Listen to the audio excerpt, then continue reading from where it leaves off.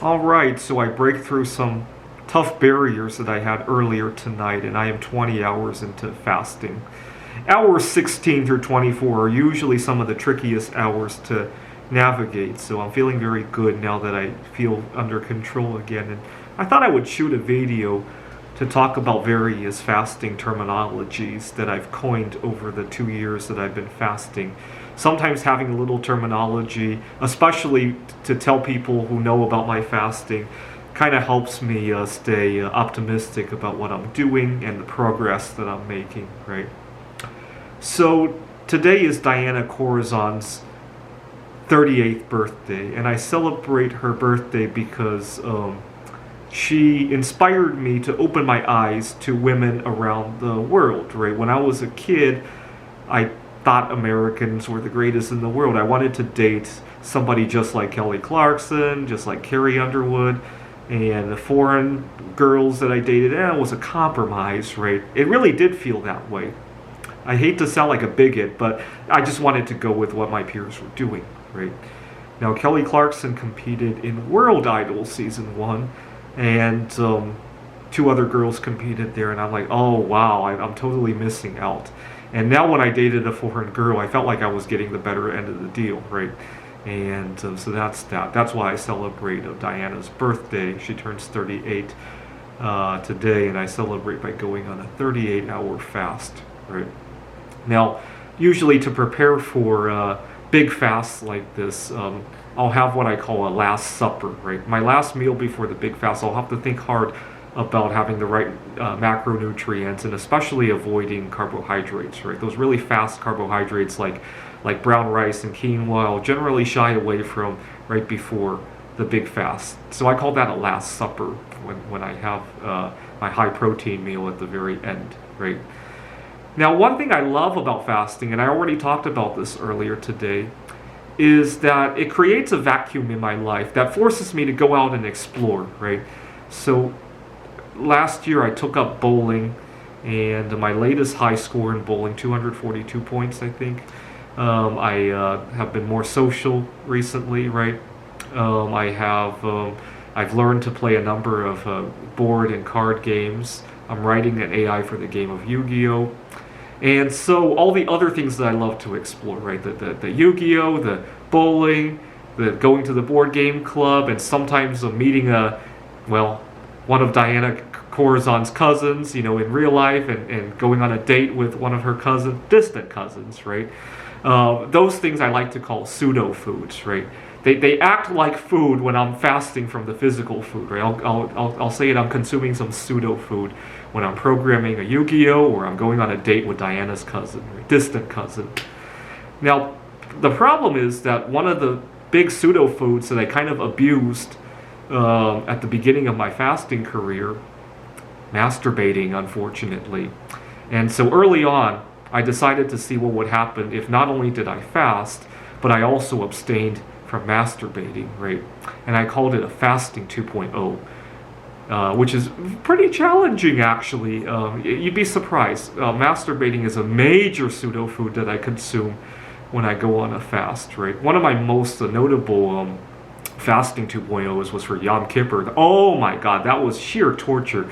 I couldn't tell you if it was because I also wasn't drinking liquids, but I think the masturbating was a big part of why that was sheer torture for me. Now, when I fast, like I alluded to earlier, hours 16 through 24 are very difficult hours to push through. I'm not sure if it's physiological or psychological. It might just be that I break a lot of fasts at 16 hours, at 20 hours, that now I just have to push through the habit of not doing that, right? But because they're so hard to push through, when I get to 24 hours, it feels like a major achievement. So I gave a little bit of a nickname to the idea of going beyond 24 hours. I call it going in on an interstellar fast. For two reasons. One, because it's such a big barrier to push through. It feels like finally when you reach interstellar space, right? When you're flying, an interplanetary journey is good enough, but once you reach interstellar, it calls for a big celebration, right? And so when I push 24 hours, I call it an interstellar fast. The other reason is that when you get to 24, all the stars have gone overhead, right? So it feels like you've already traveled interstellar. during your time fasting, right? Now, when I do finally break a fast after a very long fast, right, especially if it was interstellar, that very first mouthful of food tastes really exceptionally sharp, right? And so I call that a super meal. And I think I've shot a few videos of myself eating super meals in front of the camera. The problem is that the enhanced sense of taste doesn't last very long. And sometimes I almost get into a fight with myself about what I should eat for my super meal because I know I only get a few bites of really intense tasting food. Sometimes in the midst of deciding what to eat for the super meal, the fast gets extended a few times, right? So it's good in that right too, right? Now, I love the lightweight feeling I get from fasting, right? I'm very lighthearted. When I go to work and I run into troubled clients, when I have issues on the highway, people get into road rage with me, it blows right off of me, right? I'm very lighthearted. You know, you're in a bigger hurry than I am. Go ahead and cut in front of me, right? I go to the store and to finally break the fast, to look for my favorite food and break the fast, and they're sold out. I'm very lighthearted. It's not a big deal, right? One time I went to the store and I was just about to break the fast, getting my favorite sausages, and there was only one pack left, and it looked like somebody behind me was waiting for it, and I asked him if that's the pack he wanted. It wasn't, but I was prepared to let him have it because I was so happy-go-lucky. I wanted to spread the happiness, right? And I would get to extend the fast a little bit more, right? And so that's how I feel when I'm in the middle of a fast. Unfortunately, once I break the fast, all that heavy-heartedness comes back. And it made me muse about the idea, what if I just continue to fast forever? And, I'll probably die, but at least I'll enjoy those last couple of months of my life. And I gave that hypothetical concept a little bit of a nickname. I call it going on a fasting grand finale because I named it after Cassini grand finale, right? Cassini was a space mission at Saturn, and it had a very big conclusion at Saturn by burning up in the atmosphere of Saturn because we didn't want to contaminate any of Saturn's moons, right? So we concluded the mission by burning the spacecraft up in the atmosphere of Saturn. Just like for me, I love fasting so much, I'm willing to conclude my life by going on a one last glorious fast, right? Unfortunately, my family doesn't see it the same way, right? I almost went on a fasting grand finale last September when I had gone 60 hours fasting. I felt so good that I thought I was going to go on a grand finale. And so I decided to call my family to let them know what I wanted, where I wanted my ashes to go, what I wanted to be done at my funeral, and my parents just thought I was insane.